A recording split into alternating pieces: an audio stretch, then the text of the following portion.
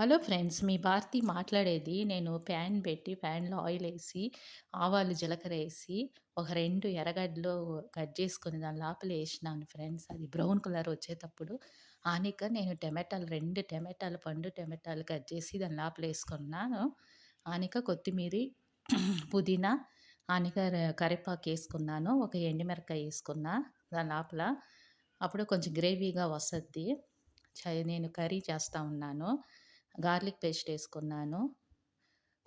ఆనిక cauliflower, మళ్ళా ఒక పెద్దది పొటాటో అది కట్ చేసి పెట్టుకున్నాను.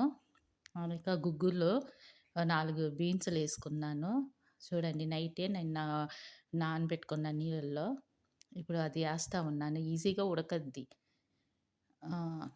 ఆనిక ఇది నేను అప్పుడే చెప్పినాను కాలీఫ్లవరు, మళ్ళా పొటాటో అది కట్ చేసుకొని ఏసుకోవాలి.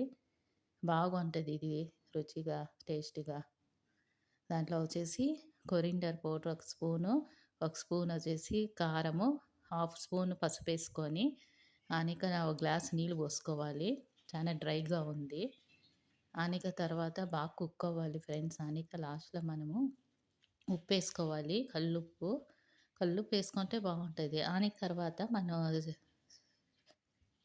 అది పౌడరుంది. చెన్నా మసాలా పౌడరు. ఆ పౌడరేసుకున్నా నేను. ఆ పౌడరేసుకుంటే అది బాగా టేస్టీగా ఫ్లేవర్ బాగుంటది. చపాతీలోకి, ఇడ్లీకి అంతా బాగుంటది. లైక్ చేయండి, కమెంట్ చేయండి, సబ్స్క్రైబ్ చేయండి ఫ్రెండ్స్. దీనికి చపాతీలకే బాగుంటది పూరీకి. Okay friends. బాయ్.